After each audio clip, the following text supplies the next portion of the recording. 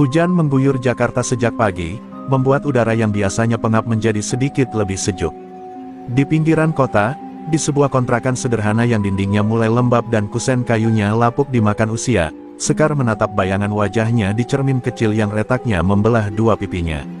Cantik, wajah itu tak berubah sejak dulu, sejak ia berusia 18, 22, 27, dan sekarang pun, tak satu keriput pun muncul, seolah waktu berhenti menyentuhnya. Tapi bagi Sekar, kecantikan adalah topeng, dan keabadian adalah kutukan yang diwariskan oleh darah. Sekar menarik jaket ojek hijaunya, memegang helm dan kunci motor dengan tangan yang sedikit bergetar karena dingin pagi. Ia melirik foto tua yang tergantung di atas pintu, foto ayahnya yang tersenyum lebar memegang cangkul, dan ibunya yang sudah lama menghilang. Tak ada pelukan keluarga yang menanti di rumah ini.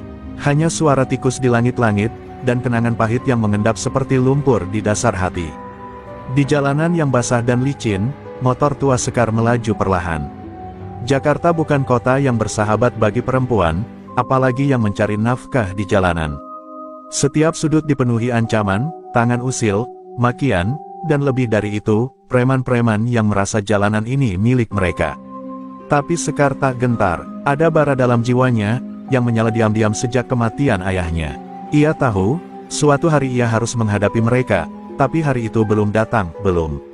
Ia berhenti di pinggir jalan, menerima orderan dari aplikasi. Penumpangnya seorang wanita hamil yang mengeluh sopan tentang cuaca. Sekar menanggapinya dengan senyum ramah. Di balik senyum itu, ia menahan rasa asing, karena terlalu lama hidup tanpa kehangatan manusia. Ia bisa terluka, berdarah, bahkan mati, tapi selalu hidup kembali. Karena tubuhnya bukan tubuh biasa. Di dalam dirinya mengalir ilmu yang membuatnya mustahil mati, kecuali oleh satu hal, pengkhianatan hati. Di sela tarikan napas, Sekar teringat peringatan terakhir dari Mbah Ratna sebelum wafat. Sekar, ilmu rawa rontek ini bukan karunia, tapi ujian. Kau akan melihat semua yang kau cintai mati, sementara kau terus hidup. Jangan gunakan untuk dendam, gunakan untuk menegakkan kebenaran. Tapi kebenaran di kota ini seperti debu di jalan, hampir tak terlihat, dan mudah hilang di hembus angin. Sore harinya, di pos ojek dekat terminal Tanah Abang, Sekar menyandarkan motornya. Ia disambut lirikan sinis dari preman-preman yang berjaga di sana, terutama satu sosok, bertubuh besar dengan tato naga di lehernya. Bang Bram, preman lokal yang menguasai wilayah itu. Ojek cewek kayak lo, kalau mau aman, setor, ya. Katanya kasar. Sekar diam, tatapannya tenang, tapi sorot matanya menyala, mata yang menyimpan sejarah panjang tentang luka dan kematian. Para tukang ojek lain menunduk. Mereka sudah terlalu lama hidup dalam ketakutan. Tapi Sekar tak menunduk. Ia tahu, jika ia mundur hari ini, maka besok dan seterusnya ia akan diinjak. Dengan suara tenang namun tegas, ia menjawab, jalanan ini bukan milik siapapun. Aku tidak akan bayar untuk aku mencari nafkah. Bang Bram mendekat, mencengkeram kerah jaketnya. Beberapa ojek lain menahan napas. Sekar tak gentar, tapi di dalam dadanya, napasnya mulai berat, karena ia tahu, hari yang ia tunggu-tunggu itu, mungkin akan segera tiba. Malam pun turun, membawa serta gelap yang menelan jalanan kota. Sekar pulang ke kontrakannya dengan tubuh lelah tapi hati gelisah. Di cermin yang sama, ia kembali menatap wajahnya. Wajah seorang perempuan yang telah hidup lebih dari usia yang bisa dibayangkan. Wajah yang seharusnya sudah remuk di tanah bersama orang-orang tercintanya. Ia mengepal tangan. Jika mereka pikir ia perempuan lemah, biarlah. Mereka belum tahu siapa dia sebenarnya. Dan ketika saatnya tiba, Jakarta akan mengenal siapa itu Sekar, si Ratu Rawa Rontek. Keesokan paginya, langit Jakarta tampak mendung seperti menyimpan firasat buruk. Sekar kembali menarik motor tuanya menuju area terminal Tanah Abang, tempat di mana tatapan-tatapan curiga dan intimidasi sudah menunggunya. Ia tahu kedatangannya bukan lagi dianggap biasa. Bang Bram dan anak buahnya, yang kemarin hanya mengancam, kini benar-benar siap memaksanya tunduk. Tapi Sekar tidak pernah diajari untuk tunduk, tidak kepada manusia, apalagi kepada ketakutan. Di antara deretan ojek yang parkir, para pengemudi melirik Sekar dengan campuran simpati dan kekhawatiran. Mereka tahu Bang Bram bukan sekadar preman jalanan. Ia punya koneksi, jaringan gelap, bahkan perlindungan dari oknum aparat. Ia pernah melempar tukang parkir ke rel kereta hanya karena menolak membayar setoran, dan tak ada satupun yang berani bersaksi. Sekar tahu semua itu, tapi tetap datang. Karena bagi dia, diam adalah kematian kedua. Bang Bram muncul dengan langkah berat, mengenakan jaket kulit dan rokok yang menyala di bibir. Tato naga di lehernya bergerak naik turun seiring dengusan nafasnya. "Masih berani nongol di sini, cewek ojek," katanya sambil tertawa mengejek. Sekar berdiri tenang, helm masih di tangan. "Aku cuma kerja, bukan nyari ribut." Suaranya datar, tapi tak gentar. Justru ketenangan itulah yang membuat Bram geram, karena ia tahu, perempuan ini tak seperti yang lain. Tanpa aba-aba, tangan besar Bram melayang menamparkan helm dari tangan Sekar. Bunyi dentum logam menggema. Beberapa ojek lain spontan berdiri, tapi tak satu pun bergerak mendekat. Sekar jatuh terduduk, sudut bibirnya pecah, darah menetes. Tapi yang lebih menyakitkan dari luka itu adalah sikap diam semua orang. Ketakutan telah membungkam mereka seperti lilin yang meleleh di ujung senja. Biar ini jadi pelajaran, lain kali bayar, atau... Bram mengacungkan tangan, tapi belum sempat menyelesaikan ancamannya, Sekar berdiri perlahan. Darah di sudut bibirnya ia seka dengan punggung tangan. Matanya menatap lurus ke arah Bram, tanpa takut, tanpa marah. Hanya satu rasa yang terpancar di sana, tekad. Bram terdiam sejenak, ada sesuatu yang aneh dari cara perempuan itu bangkit. Seolah, tubuhnya tak mengenal rasa sakit.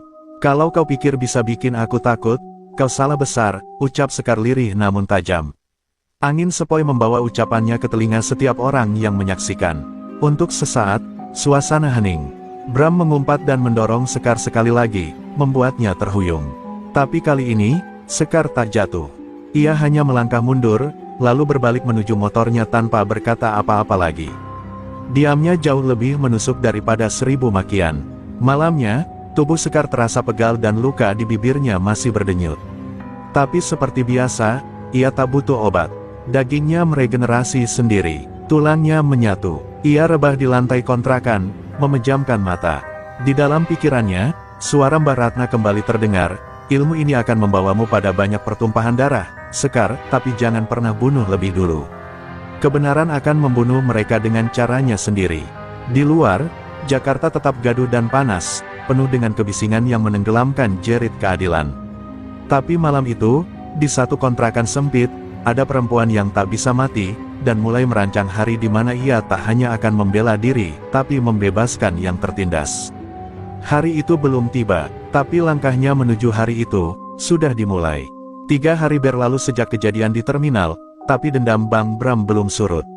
Preman-preman di wilayah itu tak hanya melanjutkan pungutan liar, mereka kini aktif memburu Sekar, menebar ancaman ke setiap driver yang berani bicara dengannya. Sekar menjadi simbol perlawanan, tapi juga sasaran. Banyak yang memilih menjauh. Sekar mengerti, ketakutan adalah racun yang pelan-pelan membunuh nyali manusia. Malam itu, langit Jakarta mendung berat, tapi tak juga hujan. Sekar baru saja mengantar penumpang terakhir ke arah Cempaka Mas. Jalanan sepi, hanya lampu-lampu jalan yang temaram dan suara knalpot dari kejauhan. Saat melintasi kolong flyover yang gelap, tiba-tiba 2 motor memepetnya dari kiri dan kanan. Sebelum sempat menghindar, sebuah balok kayu menghantam punggungnya. Sekar jatuh terguling bersama motornya. "Apa gue udah bilang, lo tuh gak ngerti aturan, Sekar." Suara Bang Bram menggema dari balik bayangan beton. 4 orang mengelilinginya, salah satu dari mereka menendang perut Sekar, membuatnya terbatuk darah. Tapi Sekar tidak menangis, tidak memohon. Ia hanya terdiam, matanya menatap gelap langit Jakarta, sementara hujan mulai menetes, seolah langit pun menangisi kekejian malam itu. Bram mencengkeram rambutnya, menarik wajahnya ke atas. "Lo pikir lo kebal? Hah? Lo pikir lo sakti? Nih gua kasih lihat, di kota ini, keadilan cuma buat yang kuat." Sebuah pukulan menghantam wajahnya. Dunia Sekar berguncang. Suara ombak, suara api, suara teriakan dari masa lalu seolah berbaur dalam kepalanya. Tapi tubuhnya, meski babak belur, meski tulang terasa remuk, menolak mati. Lama mereka menganiaya Sekar, lalu pergi setelah puas meninggalkannya dalam genangan air dan darah. Tubuh Sekar diam tak bergerak. Wajahnya lebam, bibirnya pecah, tangan kanannya patah. Tak ada yang lewat. Tak ada yang menolong. Waktu seakan berhenti. Tapi di kedalaman luka itu, di sunyi antara hidup dan mati, denyut halus muncul perlahan. Daging mulai menutup luka, tulang mulai menyatu. Sekar mengerang pelan.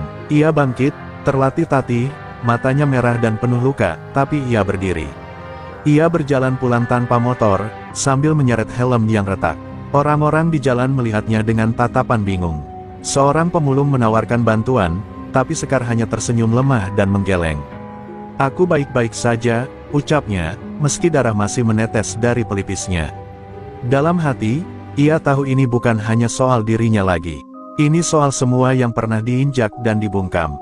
Tiba di kontrakan, ia membuka baju yang sobek, menyiram tubuhnya dengan air dingin. Luka-luka itu memudar sedikit demi sedikit. Di kaca, wajahnya terlihat normal kembali, seakan tak terjadi apa-apa. Tapi ada yang berubah di matanya. Ketika ia menatap bayangannya sendiri, ada api yang berkobar di sana. Api dendam, bukan, itu api keadilan. Dan seperti kata Mbah Ratna dulu, jika kau sudah dipukul sampai jatuh, Sekar, bangkitlah. Karena tubuhmu bisa remuk, tapi jiwamu tak boleh kalah. Malam itu, Jakarta tidur dalam kebisingan yang biasa. Tapi di dalam kontrakan sempit, seorang perempuan yang tak bisa mati baru saja membuat keputusan. Ia tidak akan hanya bertahan. Ia akan melawan. Dan setiap tamparan, setiap tendangan, hanya akan membuatnya semakin dekat dengan takdirnya, menjadi ratu jalanan yang tak terkalahkan. Subuh baru saja menyapa kota, dan embun tipis menempel di dedaunan yang tersisa di pinggir jalan. Di tengah sunyi pagi, Sekar menyalakan motornya yang sudah ia perbaiki semalaman. Luka-lukanya telah sembuh sempurna, seperti biasa, seolah malam berdarah itu tak pernah terjadi. Tapi di hatinya, bekasnya masih membara. Kali ini bukan hanya luka jasmani yang ia rasakan, tapi juga luka batin yang menyesakkan, luka karena manusia yang terus memilih diam, meski tahu ketidakadilan merajalela. Sekar melaju ke arah selatan Jakarta, meninggalkan hiruk-pikuk kota. Ia menempuh jalan yang jarang ia lewati, jalan menuju tempat asalnya, desa kecil di kaki Gunung Merapi. Ia belum pulang ke sana selama hampir 7 tahun, sejak kematian Mbah Ratna, perempuan tua yang membesarkannya dan mewariskan rahasia yang selama ini ia simpan dalam diam, ilmu rawa rontek, ilmu tua dari zaman. Majapahit, yang membuatnya tak bisa mati, kecuali oleh takdirnya sendiri. Perjalanan itu bukan untuk pelarian. Itu adalah panggilan. Sekar merasa sesuatu dalam dirinya bergolak. Ilmu yang ia miliki tidak lagi cukup hanya untuk bertahan, ia butuh mengerti lebih dalam. Ia butuh jawaban dari tanah leluhur, tempat di mana darah dan warisan lamanya bermula. Jalan menuju makam Mbah Ratna dipenuhi kabut, dan pepohonan tua seperti membisikkan doa-doa kuno. Sekar melangkah pelan, membawa bunga kamboja putih, matanya redup menahan emosi yang lama terkubur. "Mbah, aku datang," bisiknya di depan pusara tanah yang sederhana. Tidak ada batu nisan, hanya kayu dan kain putih yang telah lusuh. Angin mendesir lembut, seperti membalas sapanya. Sekar duduk bersila, menundukkan kepala. Ia mulai berbicara pelan, menceritakan segalanya, tentang Bang Bram, tentang pemukulan, tentang luka yang tak bisa menyakitinya, dan tentang kebisuan orang-orang yang mematung di hadapan kekerasan. Air matanya mengalir, untuk pertama kalinya sejak sekian lama. Air mata yang bukan karena rasa sakit, tapi karena merasa terlalu lama menjadi satu-satunya yang melawan. Tiba-tiba, angin berputar pelan di sekelilingnya. Suara gemerisik dedaunan berubah menjadi nada-nada nyanyian Jawa kuno. Sekar membuka matanya. Di hadapannya, samar-samar, berdiri sosok Mbah Ratna. Tubuhnya renta, dibalut kain batik tua, tapi matanya bersinar seperti bara api. "Kau sudah waktunya, Sekar," suara itu bergema bukan di telinga, tapi langsung di dada. "Ilmu yang kau bawa bukan sekadar untuk bertahan, tapi untuk menuntun yang tertindas keluar dari bayang-bayang." Sekar tercekat. "Aku tak tahu harus mulai dari mana, Mbah. Mereka kuat, mereka punya orang dalam. Aku hanya satu orang, meski aku tak bisa mati, tapi sendirian, aku tak bisa menang." Sosok Mbah Ratna mendekat, menelusupkan telapak tangannya ke dada Sekar. "Kekuatanmu bukan di tubuhmu, tapi di keberanianmu. Orang yang hidup abadi bisa jadi lemah karena kesepian. Tapi jika kau gunakan hidupmu untuk melindungi, maka orang-orang akan bangkit bersamamu." Seketika tubuh Sekar tersentak, matanya terbuka lebar, dan napasnya memburu. Sosok Mbah Ratna menghilang dalam hembusan angin terakhir. Tapi Sekar merasakan sesuatu berubah. Seperti ada kekuatan lama yang mengalir kembali ke dalam nadi-nadinya. Ia menggenggam tanah di depan pusara dan bersumpah. Aku akan lawan mereka, Mbah. Bukan hanya untuk diriku, tapi untuk semua yang dibungkam. Saat ia berdiri dan menatap langit yang mulai terang, Jakarta mungkin masih dalam cengkraman ketakutan. Tapi dari desa sunyi di kaki gunung, seorang perempuan yang tak bisa mati telah membangkitkan kembali takdirnya. Sekar kembali ke Jakarta dengan mata yang berbeda. Tatapan yang dulu hanya menahan, kini menyala membawa tujuan. Ia bukan lagi perempuan yang hanya mencoba bertahan hidup dari pemukulan dan pemalakan, ia telah membuka lembaran baru. Dalam pikirannya, suara Mbah Ratna masih mengalun, keberanian itu menular, Sekar. Tapi kau harus jadi yang pertama menyulutnya. Malam itu, Jakarta tidak berubah. Tapi Sekar sudah bukan Sekar yang kemarin. Namun saat ia pulang ke kontrakan, bayangan masa lalu datang tak diundang. Di bawah cahaya lampu temaram, ia menemukan sebuah amplop tua terselip di pintu. Tak ada nama pengirim, hanya secarik kertas di dalamnya bertuliskan, ingat siapa yang membakar rumahmu 10 tahun lalu. Sekar terpaku, matanya membulat, jemarinya gemetar. Itu luka lama yang nyaris ia kubur sepenuhnya, malam saat rumah orang tuanya terbakar, dan ayahnya tewas terpanggang di dalam. Ia duduk lunglai di lantai. Pikirannya kembali ke satu malam di desa, malam ketika ayahnya melarang seorang rentenir mengambil sawah mereka. Malam ketika lelaki berjas hitam datang dengan preman-premannya. Rumah itu dibakar bukan oleh api, tapi oleh keserakahan. Sekar selamat karena diselamatkan Mbah Ratna. Tapi luka kehilangan, luka ditinggal ayah dalam kobaran api, tak pernah benar-benar hilang. Dan kini, seseorang mengungkitnya kembali. Amplop itu bukan hanya pengingat. Itu adalah peringatan, bahwa masa lalunya belum selesai. Sekar mengepalkan tangan. Siapa yang mengirim ini? Apakah mereka bagian dari jaringan yang sekarang menguasai Jakarta? Apakah Bang Bram hanya salah satu bidak kecil dalam permainan yang jauh lebih besar? Dan lebih dari itu, apakah orang-orang yang menghancurkan keluarganya dulu masih hidup, masih berkuasa? Keesokan harinya, Sekar mendatangi sebuah warnet tua di daerah Cikini. Ia membuka data lama, berita-berita tentang kebakaran rumah petani di lereng Merapi 10 tahun lalu. Tak banyak yang tertulis, tapi salah satu nama muncul dalam kolom saksi, Rais Sudrajat, pengusaha properti yang kini menjabat sebagai komisaris utama PT Grakasalen. Sekar menatap nama itu seperti menatap racun. Ia ingat wajah lelaki itu. Lelaki yang datang dengan mobil hitam malam sebelum rumahnya terbakar. Sore itu, di tengah hujan ringan, Sekar menepi di bawah jembatan layang. Ia menyandarkan motornya dan merenung. Ia menyadari bahwa pertarungannya bukan lagi soal preman terminal. Ini soal warisan dosa, jaringan busuk yang menjalar dari desa sampai ibu kota. Ia kini berdiri di persimpangan, tetap membungkam luka masa lalu, atau menggali semuanya hingga ke akar dan membakarnya sampai tuntas. Angin malam menyapu wajahnya. Sekar menarik napas panjang dan menatap langit Jakarta yang kelabu. Kalau aku mati saat mengungkap semua ini, aku akan hidup kembali. Tapi kalau aku diam, maka jiwaku akan mati selamanya. Dan itu bukan pilihan. Sekar hidup bukan untuk jadi saksi kehancuran.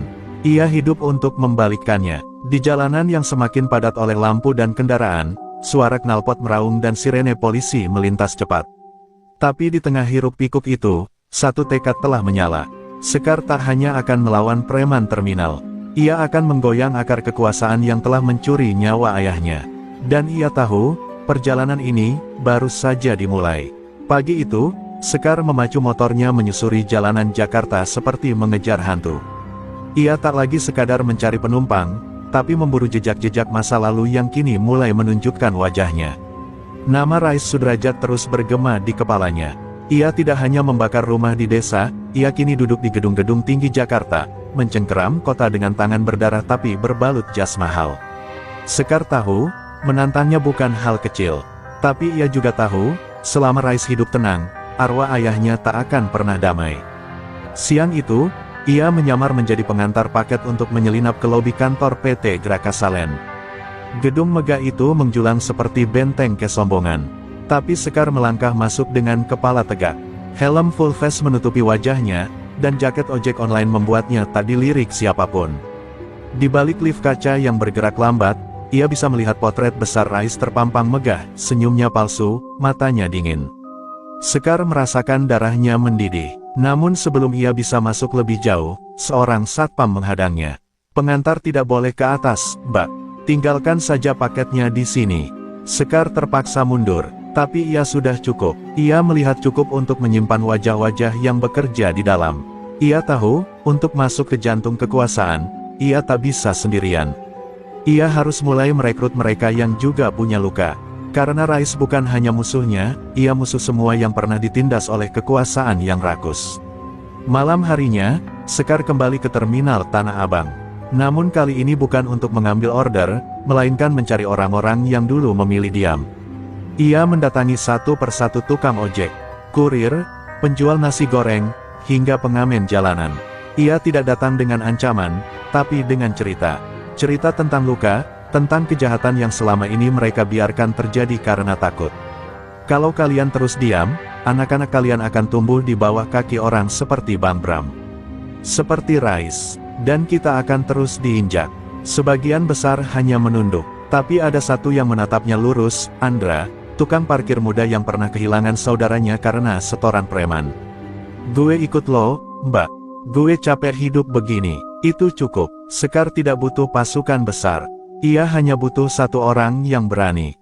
Karena keberanian pertama akan menular seperti api ke dalam sekam yang kering. Dan malam itu, api kecil mulai menyala. Hari-hari berikutnya, Sekar dan Andra mulai membuntuti anak buah Bram. Mereka mendokumentasikan pemalakan, merekam saat-saat uang pungli diberikan ke tangan perantara. Mereka menyusun peta, bukan peta jalan, tapi jaringan kekuasaan kotor di balik jalanan kota ini. Mereka tahu, uang dari terminal mengalir ke kantor kecil, lalu ke yayasan fiktif, hingga akhirnya sampai ke rekening perusahaan milik Rais. Perlahan, benang kusut itu mulai terurai. Namun aksi mereka tak luput dari mata lawan. Suatu malam, saat Sekar pulang dari pertemuan rahasia, ia menemukan kontrakannya diacak-acak.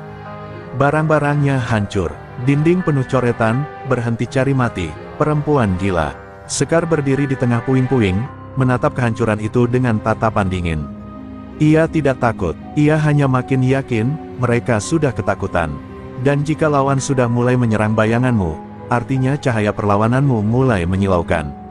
Di tengah puing kontrakan, Sekar duduk bersila dan menyalakan dupa kecil. Ia menutup mata, berdoa dalam bahasa Jawa kuno. Suara Mbak Ratna seakan kembali membisik, "Jika darahmu harus jatuh, pastikan ia tumbuh jadi akar. Dan jika jiwamu terluka, biarkan ia jadi pedang." Saat ia membuka mata, malam telah larut. Tapi di dadanya, terang mulai tumbuh. Perang belum dimulai, tapi Sekar sudah menghunus tekadnya. Malam itu, Jakarta kembali menggigil dalam angin yang kering dan gelap. Sekar berdiri di atas atap gedung tempat ia dan Andra mengamati pergerakan para preman. Mereka baru saja mengetahui bahwa Rais Sudrajat akan menghadiri sebuah acara amal di salah satu hotel mewah di pusat kota. Acara itu adalah kesempatan yang sempurna untuk membuka tabir kebusukan yang selama ini tersembunyi. Namun, Sekar tahu bahwa ini bukan hanya sekadar penyamaran, ini adalah perang yang akan dimulai dari dalam. Andra yang berada di sampingnya memandang penuh ketegangan. "Lo yakin ini saat yang tepat?" tanyanya, wajahnya yang muda tampak bingung antara takut dan bersemangat. Sekar menatap lurus ke arah gedung megah tempat acara tersebut akan digelar. "Tidak ada waktu yang tepat. Selama kita terus menunggu, semakin banyak orang yang jadi korban. Kita harus berani sekarang," jawab Sekar dengan suara penuh ketegasan. Wajahnya penuh luka, tapi api dalam dirinya semakin menyala, semakin tidak bisa dipadamkan. Mereka turun dengan hati-hati, menyusup ke kerumunan tamu yang datang dengan pakaian mewah. Sekar mengenakan gaun hitam sederhana yang ia dapatkan dari sisa pendapatannya sebagai ojek online, menyembunyikan identitasnya di balik topeng. Andra, dengan wajah yang tak terlalu mencolok, juga berbaur dengan para undangan. Mereka tahu, malam ini mereka harus bermain dengan cara yang sangat berbeda. Ini bukan hanya tentang menghancurkan kekuatan Rais, tetapi juga tentang membuatnya terungkap di depan dunia, dengan cara yang tak akan bisa ia sembunyikan lagi. Di tengah keramaian, Sekar melihat Rais yang tampak angkuh berdiri di podium, berbicara dengan seorang tokoh penting. Ia mengenakan jas hitam yang sempurna, topeng kebanggaan yang menyembunyikan semua kegelapan di dalam dirinya. Sekar bisa merasakan aura jahat yang melingkupi pria itu, namun di balik senyum itu, ia tahu ada ketakutan yang tersembunyi. Ketakutan akan dirinya, ketakutan yang mulai tumbuh sejak ia pertama kali menantangnya. Sekar melangkah maju, dengan setiap gerakan yang penuh perhitungan. Ia mendekati Rais dengan langkah tenang, seperti langit yang tampak tak bersalah meski mengandung badai. Andra yang berada di belakangnya memberikan isyarat. Saat Rais mengalihkan pandangannya, Sekar dengan cepat mengeluarkan ponselnya dan memutar rekaman bukti yang mereka kumpulkan selama ini, rekaman percakapan ilegal, pemalakan, dan koneksi ke jaringan kriminal lainnya. Di layar, wajah Rais tampak terbalut ketakutan yang tak bisa ia sembunyikan. Para tamu yang awalnya asyik dengan percakapan mereka, kini mulai terdiam. Pemandangan itu seperti sebuah ledakan yang membekap semua orang dalam ketegangan. Rais, yang baru saja tertawa dan memuji diri di atas podium, kini terdiam. Sekar berjalan ke tengah ruangan, suara langkahnya menggema di antara keheningan. "Inilah wajah asli dari pengusaha besar yang kalian semua hormati," katanya lantang, suaranya seperti petir yang menghantam setiap sudut ruangan. "Dia adalah penyebab kematian banyak orang. Dia adalah tangan yang menuntun preman-preman seperti Bang Bram."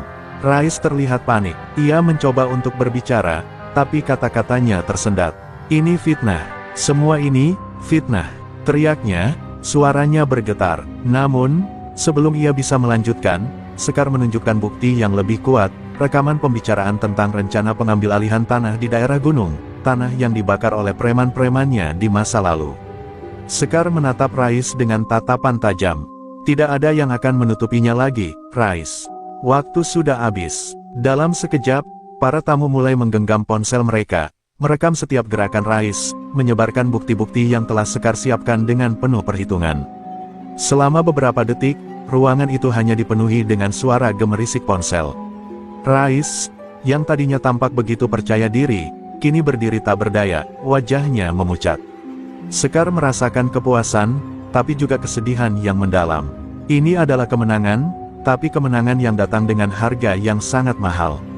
Saat Sekar melangkah keluar dari gedung, ia merasakan angin malam yang dingin menyapu tubuhnya.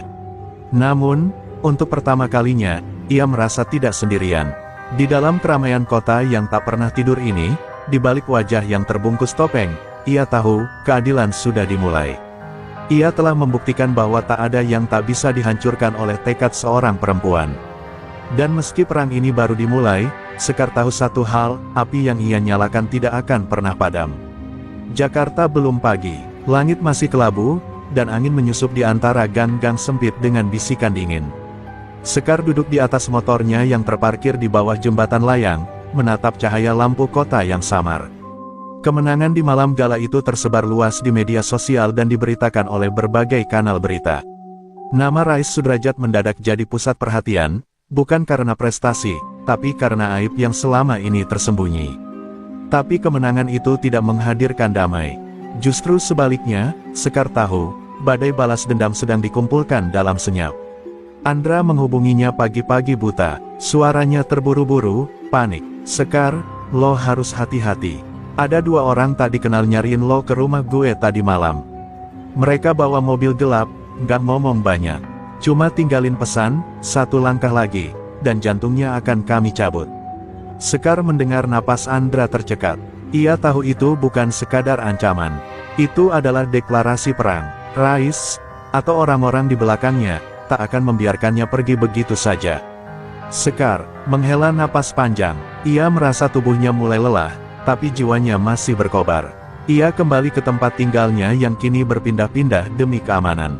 Dalam kesendirian, ia menatap luka di lengannya, bekas luka lama dari malam kebakaran, dan bekas luka baru dari jatuh saat dikejar anak buah Bang Bram. Luka-luka itu bukan lagi kelemahan. Mereka adalah tanda bahwa ia masih hidup, dan tak akan lari dari takdirnya. Hari itu, Sekar mendatangi seorang wartawan investigasi senior bernama Pak Arif, yang pernah diselamatkan oleh ayahnya di masa lalu. Pria tua itu kini tinggal di sebuah rumah sederhana, tubuhnya lemah, tapi pikirannya tajam. Saat Sekar menunjukkan bukti-bukti tambahan yang belum ia publikasikan, Pak Arif mengangguk pelan. "Kamu sudah mengguncang akar kekuasaan, Sekar. Tapi kamu harus tahu, mereka punya cara bekerja yang berbeda, mereka akan menghancurkan bukan dengan tangan, tapi dengan sistem. Sekar menunduk, tapi matanya tak kehilangan nyala. Pak Arief menawarkan satu hal, akses ke siaran televisi nasional, satu-satunya kesempatan untuk membuka semuanya ke publik secara langsung tanpa bisa dibungkam. Tapi waktunya sempit, dan Sekar harus bersiap menghadapi ancaman dari semua arah. Kalau kamu muncul di layar TV itu, kamu akan jadi target resmi. Mereka akan tahu kamu bukan bayangan, tapi manusia berdarah yang bisa ditembak. Sekar tersenyum tipis. Saya memang berdarah, Pak. Tapi darah saya sudah lama mendidih. Malam menjelang dengan keheningan yang mencurigakan.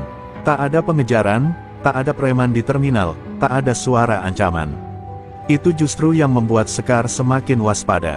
Di dunia seperti ini, ketika musuh tampak menghilang, biasanya mereka sedang mempersiapkan serangan paling mematikan. Ia memperkuat jaringan kecilnya, para tukang parkir, tukang becak, dan sesama ojek online yang kini mulai percaya padanya. Mereka bukan pasukan bersenjata, tapi mereka adalah saksi hidup dari penderitaan kota ini.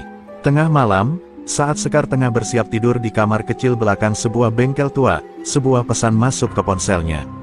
Tak ada kata-kata, hanya sebuah video pendek. Sekar memutarnya, dan tubuhnya langsung membeku.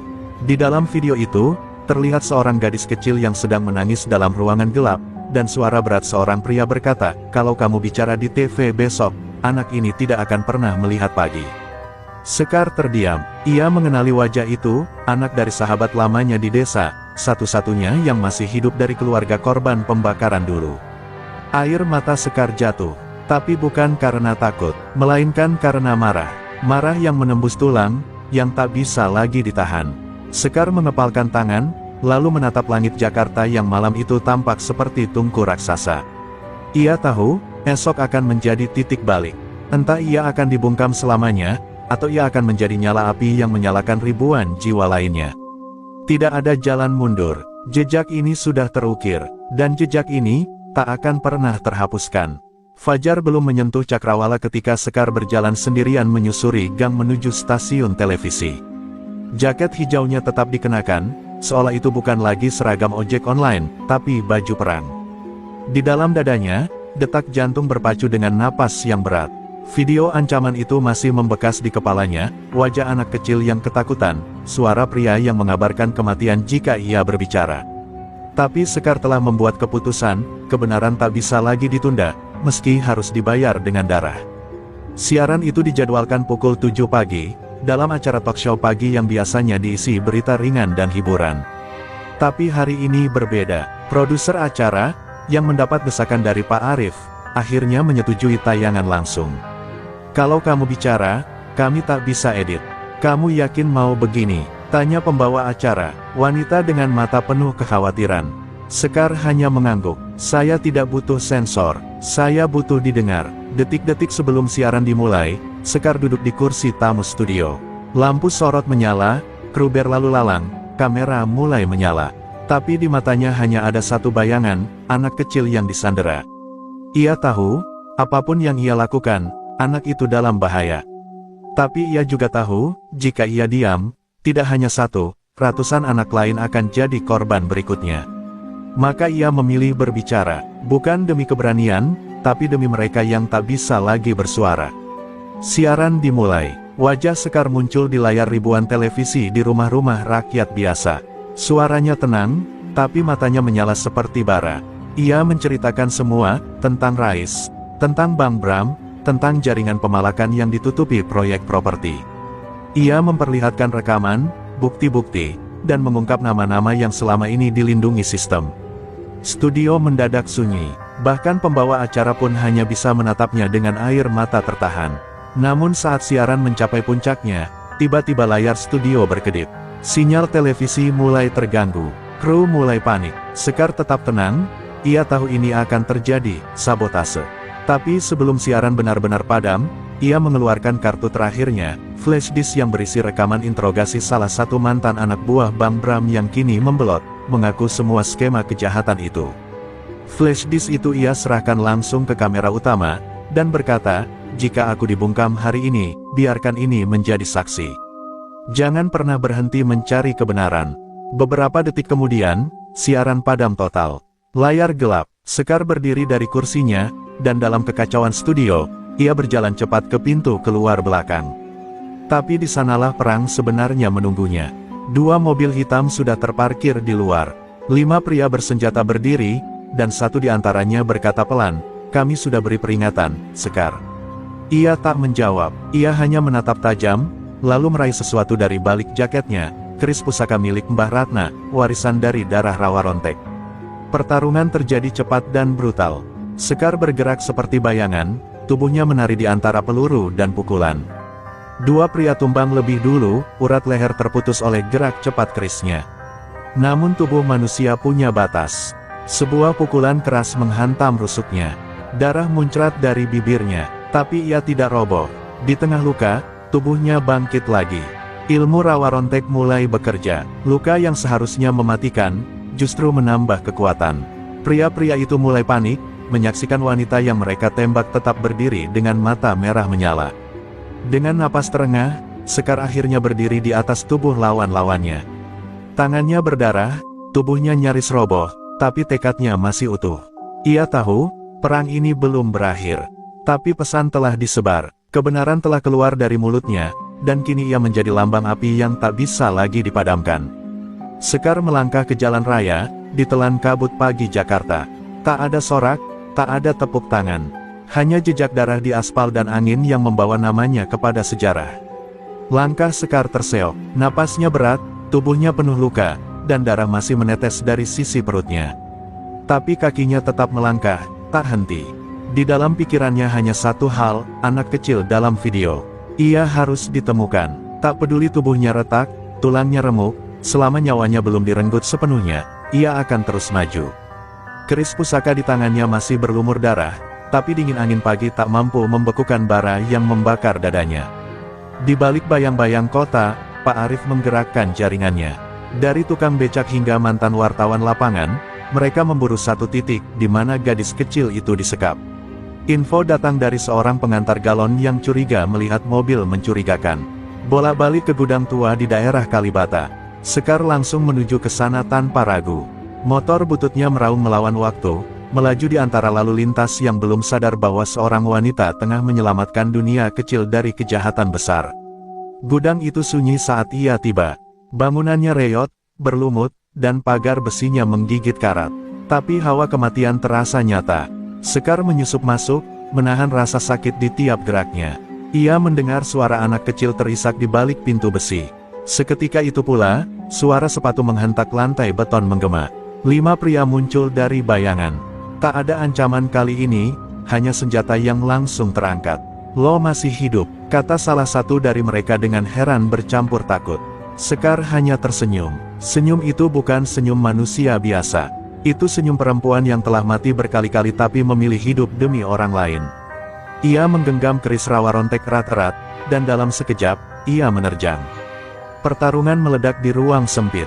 Teriakan dan suara tulang patah bercampur dentingan besi. Tubuh Sekar bergerak seperti makhluk mitos, luka-lukanya terbuka namun tak menghentikannya. Lawan-lawannya mulai gentar, peluru tak mampu menghentikan tubuh yang telah melampaui batas manusia biasa. Satu persatu tumbang, dan akhirnya tinggal satu pria terakhir yang memegang kunci pintu. Ia berusaha kabur, tapi Sekar melempar kerisnya, menancap tepat di bahunya. Pria itu jatuh menjerit, kunci tergelincir dari tangannya. Sekar mengambilnya, membuka pintu dengan gemetar. Di dalam, gadis kecil itu duduk terikat, wajahnya penuh debu dan air mata. Saat Sekar memeluknya, tubuh kecil itu gemetar hebat. "Namaku Sekar," bisik sang ojek perempuan. "Kamu aman sekarang." Namun sebelum mereka keluar dari gudang, ledakan terdengar dari luar. Sekar langsung menutupi tubuh anak itu dengan tubuhnya. Asap mengepul, dan dari balik kabut muncul 2 pria bersenjata berat.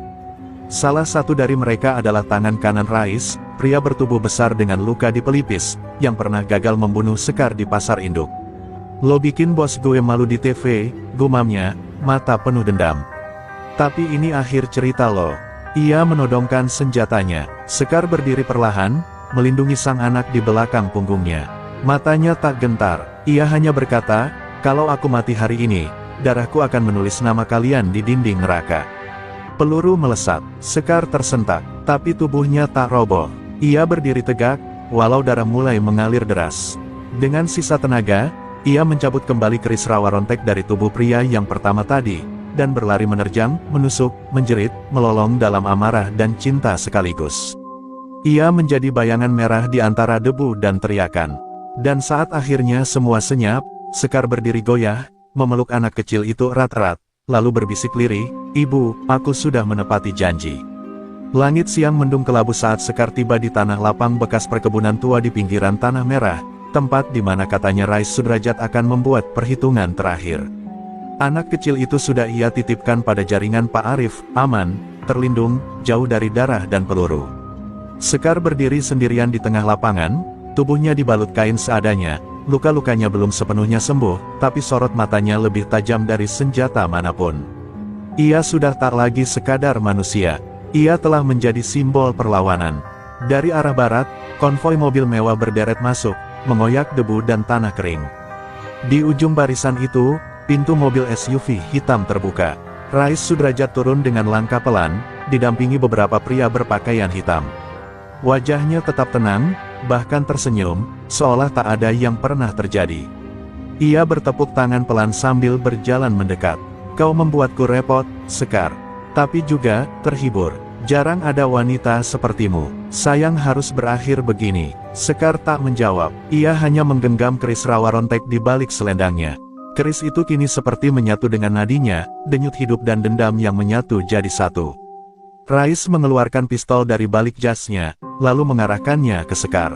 "Kau tahu, aku bisa membunuhmu sekarang juga. Tapi aku ingin melihatmu mati perlahan. Seperti ibu dan ayahmu dulu. Mereka dibakar hidup-hidup bukan karena salah, tapi karena mereka menolak tunduk." Kata-kata itu adalah tusukan paling menyakitkan, namun juga bahan bakar bagi api di dalam dada Sekar. Tiba-tiba, tanah tempat mereka berdiri bergetar. Bukan gempa, tapi suara ratusan langkah kaki yang datang dari segala penjuru. Dari balik rerimbunan dan semak-semak, muncul puluhan ojek online, warga miskin, dan pedagang kaki lima. Mereka datang membawa kayu, besi, bahkan batu. Tidak ada senjata modern, hanya keberanian dan kemarahan yang telah lama mereka pendam.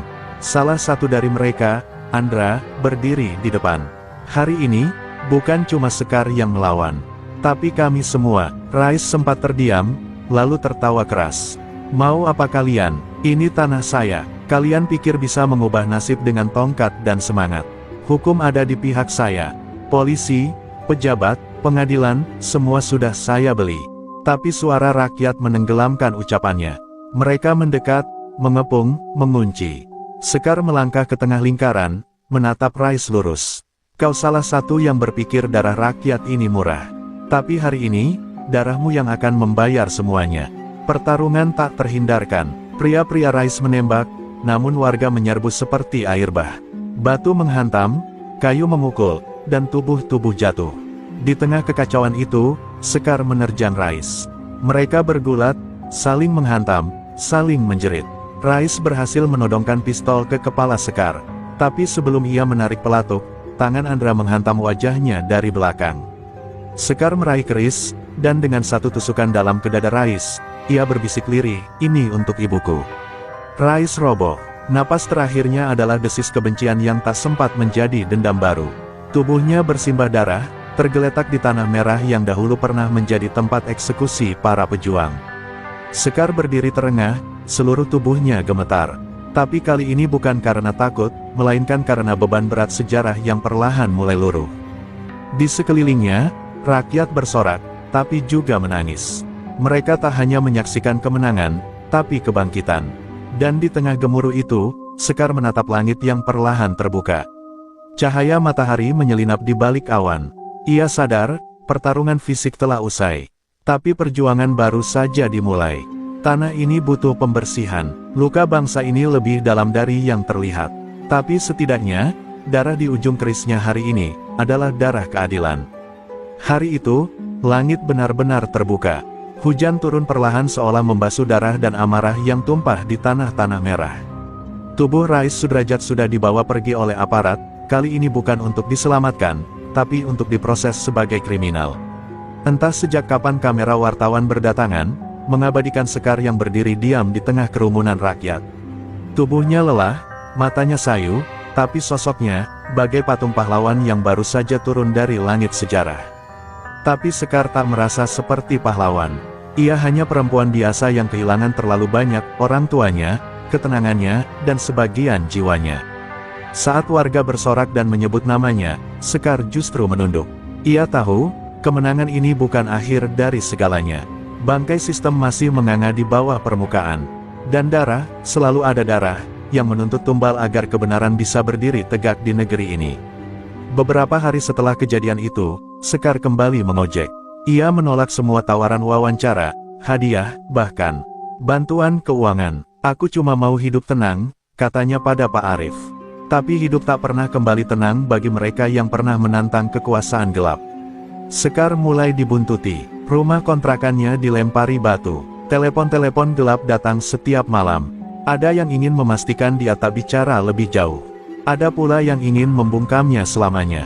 Di tengah tekanan itu, anak kecil yang pernah ia selamatkan, namanya ternyata Ayu, menggambar sesuatu untuknya. Sebuah kertas lusuh, bergambar perempuan berkuda dengan keris di tangan dan sayap di punggung. "Ini Mbak Sekar," kata Ayu. "Kamu malaikat." Air mata Sekar jatuh tanpa bisa ditahan. Ia tak merasa seperti malaikat. Tapi jika pandangan polos seorang anak bisa melihat cahaya di tengah luka-lukanya, maka mungkin masih ada harapan. Pak Arif mengusulkan Sekar pindah tempat, identitas baru, hidup baru. Tapi Sekar menolak. "Kalau aku sembunyi, mereka menang. Dan semua yang sudah mati akan sia-sia." Maka ia tetap di Jakarta, tetap mengojek, tetap menyusuri jalanan berdebu sambil membawa keris rawa rontek di balik tas selempangnya. Ia tak lagi sekadar manusia. Ia adalah cerita, dan cerita tak bisa dibunuh. Kisah Sekar mulai menyebar, di terminal-terminal, di warung kopi, di radio gelap milik aktivis, dan bahkan di dinding mural kota. Sosok perempuan berjaket hijau dengan keris di tangan menghiasi tembok-tembok yang dulu dipenuhi iklan pinjaman ilegal. Anak-anak muda mulai bertanya siapa dia, dan tiap kali seseorang bercerita, semangat mereka tumbuh. Sekar tak lagi berjalan sendiri. Ia telah menyalakan api yang kini menjalar ke hati orang lain. Namun di suatu malam, saat hujan deras mengguyur kota, Sekar berdiri di makam orang tuanya. Ia menaruh sebatang bunga Kamboja di atas tanah basah, lalu berbisik lirih, "Aku belum selesai, Bu. Tapi aku sudah memulainya." Petir menyambar di kejauhan, seolah langit memberi restu. Di balik rintik hujan, keris pusaka rawa rontek memantulkan kilatnya sendiri, bukan hanya sebagai senjata, tapi sebagai warisan jiwa yang tak bisa dimusnahkan. Dan malam itu, di antara gerimis dan gemuruh, seorang ojek online perempuan menyalakan motornya dan melaju ke kegelapan kota. Tapi kini, Jakarta tak lagi sama. Karena seorang wanita telah membelah kelamnya dengan cahaya yang ia bawa dari luka, darah, dan keberanian. Warisan itu akan hidup, selama masih ada yang berani melawan. Jakarta tak pernah benar-benar tidur. Bahkan saat jam menunjukkan pukul 3 dini hari dan jalanan tampak lengang, suara raungan motor, tangisan bayi dari kos-kosan sempit, dan langkah tergesa preman kecil masih menyisakan denyut kota yang tak pernah benar-benar mati. Di tengah semuanya, Sekar kembali melaju, membawa penumpang di jok belakang motornya sambil sesekali melirik kaca spion, bukan untuk memastikan lalu lintas, tapi untuk memantau bayangan yang terus membuntutinya sejak seminggu terakhir. Sejak kematian Rais, kekosongan kekuasaan melahirkan kekacauan baru. Para preman kecil mulai berebut wilayah, sebagian mencoba naik tahta menggantikan sang raja kriminal. Tapi yang lebih mengerikan bukanlah mereka. Ada satu bayangan besar yang perlahan bangkit, figur yang selama ini bersembunyi di balik nama Rais. Dialah dalam sesungguhnya, yang selama ini hanya dikenal dengan nama Sandi, sang peniup kabut. Sosok ini tak pernah muncul, tapi jejaknya terasa di setiap gerakan, pembunuhan diam-diam, intimidasi pada jurnalis, hilangnya aktivis, dan kini, pengintaian terhadap Sekar. Malam itu, Sekar menerima permintaan ojek dari lokasi yang mencurigakan, sebuah gudang kosong di daerah Cilincing. Ia tahu ini perangkap, tapi ia juga tahu, jika ia tak datang, maka perang akan terjadi di jalanan yang lebih kotor, dan nyawa orang tak bersalah bisa jadi tumbalnya. Ia datang sendiri, membawa keris rawa rontek yang kini selalu tergantung di pinggang dalam sarung kulit tua. Gudang itu gelap, kosong, tapi aroma kematian terasa di udara. Dan di sana, Seseorang berdiri di ujung ruangan. Wajahnya tertutup topeng kayu berukir motif Betawi tua. Suaranya serak, pelan. "Kau pikir Rais itu segalanya?" Sekar tak menjawab. Ia hanya maju satu langkah, dan berkata, "Kalau kau datang untuk menakutiku, kau terlambat.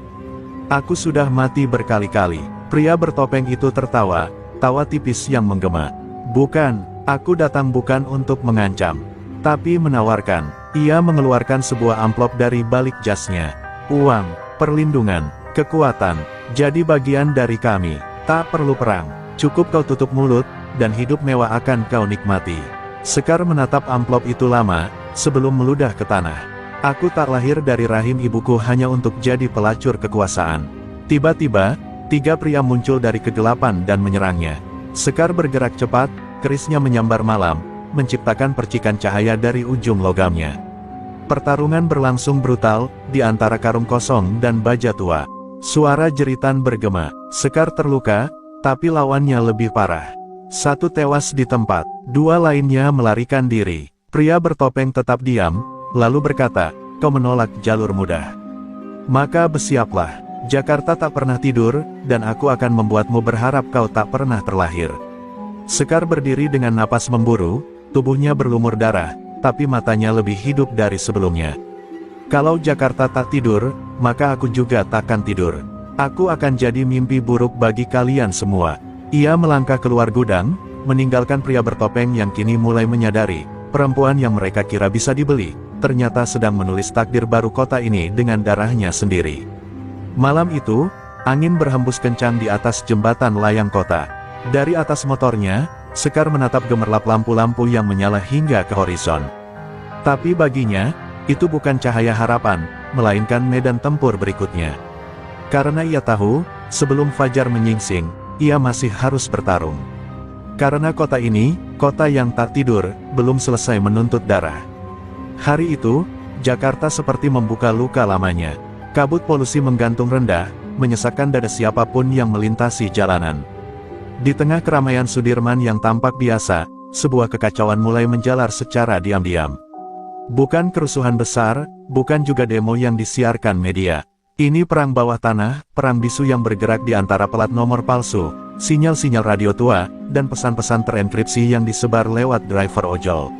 Di antara mereka, Sekar menjadi simbol, tapi juga sasaran utama.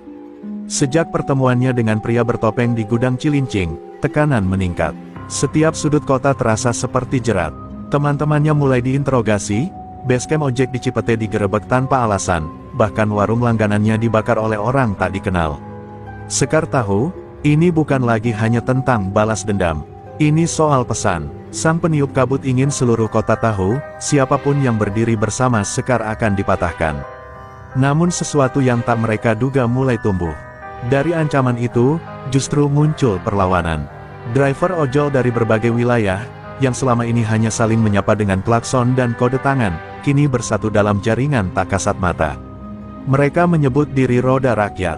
Mereka menempelkan stiker kecil di helm masing-masing, gambar keris menyilang setir motor. Tak ada komando resmi, tak ada pemimpin, tapi satu kalimat tersebar di antara mereka, jika Sekar jatuh, maka Jakarta tenggelam. Pada malam kelam di perempatan Grogol, perang pecah. Sekelompok preman bayaran menghadang iring-iringan ojek yang sedang mengantar logistik untuk warga korban penggusuran. Mereka membawa senjata tajam, bahkan senjata api, rakitan, tapi mereka tak tahu bahwa Sekar sudah menunggu. Dengan keris rawa rontek terhunus dan sorotan lampu motor menyilaukan malam, ia menerjang tanpa ragu. Asap, darah, teriakan, semua bercampur di atas aspal yang mendidih oleh kemarahan rakyat kecil. Sekar bukan lagi hanya manusia. Gerakannya seperti bayangan, menghindari sabetan parang, membalas dengan luka yang tepat. Ia terhuyung beberapa kali, pelipisnya robek, darahnya menetes ke helmnya sendiri. Tapi ia terus maju. Di belakangnya, puluhan driver menyerbu, bukan dengan amarah buta, tapi dengan tekad. Mereka tahu mereka mungkin kalah, tapi diam berarti mati pelan-pelan. Dan malam itu, mereka memilih bertarung. Salah satu peluru menghantam pundak Sekar. Ia tersungkur, tubuhnya terbanting ke aspal. Dunia seolah berhenti sejenak, tapi dari balik helmnya yang retak, matanya masih menyala. Dengan tangan gemetar, ia mencabut peluru dari luka, lalu bangkit kembali. Seorang preman mendekat, mengayunkan besi panjang, namun Sekar menekuk tubuh dan menancapkan keris ke perut pria itu. Jeritan memecah malam, namun Sekar sudah terlalu jauh dari rasa takut. Setelah hampir 1 jam yang terasa seperti seabad, preman-preman itu mundur. Banyak dari mereka roboh, sebagian diseret oleh rekan-rekannya. Sekar berdiri di tengah jalan, tubuhnya bergetar hebat, darah mengalir dari banyak luka, tapi ia tak jatuh. Orang-orang mengelilinginya, memberikan air, membalut lukanya. Di atas aspal, yang kini lebih mirip ladang pertempuran, suara sirine baru terdengar. Terlambat seperti biasa, tapi Sekar hanya menatap ke langit. Dan untuk pertama kalinya, ia melihat bintang, sebuah cahaya kecil di balik polusi dan luka kota. Bintang itu tak menyilaukan, tapi cukup untuk memberi harapan. Ia tahu, belum selesai. Tapi malam itu, ia dan rakyat kecil berhasil menuliskan satu hal penting di atas aspal Jakarta, bahwa tak semua harus tunduk. Dan bahwa darah mereka tak akan pernah sia-sia jika ditumpahkan untuk keadilan. Matahari mulai menyingsing ketika Sekar duduk di pinggir trotoar yang penuh noda darah dan debu. Tubuhnya masih merasakan setiap luka dari pertempuran malam sebelumnya, tapi hatinya berdenyut dengan sesuatu yang jauh lebih kuat, rasa bangga dan harapan. Wajah-wajah yang dulu takut kini mulai menatapnya dengan penuh keyakinan. Anak-anak jalanan, tukang parkir, dan para driver ojol yang ikut bertarung, semuanya mulai memahami satu hal, perubahan bukan hanya mimpi kosong. Berita tentang keberanian Sekar menyebar cepat, menembus batas kota dan bahkan sampai ke telinga pejabat yang biasanya acuh tak acuh. Namun, perubahan nyata tak datang dari mereka, melainkan dari rakyat kecil yang mulai bersuara, mulai bergerak, mulai menuntut hak mereka. Sekar tahu, ini baru permulaan. Meski ia ingin beristirahat, suara darah dan tangisan kota masih memanggilnya untuk bertahan. Hari-hari berikutnya, ia menghabiskan waktu mengajar ilmu rawa rontek pada beberapa pemuda di komunitas ojeknya. Ia ingin warisan itu terus hidup, bukan hanya sebagai senjata, tapi sebagai simbol keberanian yang mengalir dari satu generasi ke generasi berikutnya. Ilmu ini bukan hanya untuk membela diri, tapi untuk melindungi yang lemah, katanya dengan mata berkilat. Para pemuda mendengarkan dengan serius, karena bagi mereka, Sekar adalah lebih dari sekadar pengendara ojek, ia adalah guru, pahlawan, dan ibu. Namun bayang-bayang ancaman tak pernah benar-benar hilang. Sang peniup kabut dan para anteknya masih bersembunyi, menunggu saat yang tepat untuk menyerang kembali. Tapi kini, mereka menghadapi tantangan yang jauh lebih besar, satu kota yang mulai terbangun, satu rakyat yang mulai bersatu, dan satu wanita yang telah membakar api perlawanan dalam hati mereka. Malam itu, Sekar berdiri di atas panggung kecil di tengah sebuah aksi damai. Yang dihadiri ribuan orang, suara mereka bukan lagi bisik-bisik takut, tapi teriakan lantang menuntut keadilan dan kemerdekaan. Ia mengangkat keris rawa rontek ke udara, simbol dari semua perjuangan dan pengorbanan. Ini bukan tentang aku, suaranya menggema. Ini tentang kita semua, tentang Jakarta, tentang rakyat yang tak pernah rela ditindas. Tiba-tiba, sorak-sorai berubah menjadi hening saat seseorang dari kerumunan maju. Seorang pria bertopi yang dulu menjadi salah satu anak buah Rais Sudrajat berdiri, wajahnya penuh penyesalan. Aku datang bukan untuk melawan, tapi untuk meminta maaf, katanya. Ia mengakui kesalahan dan berjanji untuk meninggalkan dunia gelap itu. Sekar menatapnya dengan mata waspada, tapi juga penuh harapan. Jalanmu belum mudah, tapi kami semua bisa berubah. Kota yang dulu penuh kelam dan darah kini mulai menunjukkan tanda-tanda baru. Sekar tahu, perjuangan ini tak akan pernah selesai sepenuhnya. Tapi selama api di hati rakyat masih menyala, selama keris rawa rontek masih digenggam tangan yang benar, maka harapan takkan pernah padam. Kita akan terus berjuang, bisiknya lirih, sampai keadilan menjadi milik semua. Dan di balik semua itu, Sekar melangkah turun dari panggung. Malam Jakarta masih panjang, tapi kali ini ia tak berjalan sendiri. Karena api yang ia nyalakan telah menjadi api bersama, api yang tak akan pernah padam.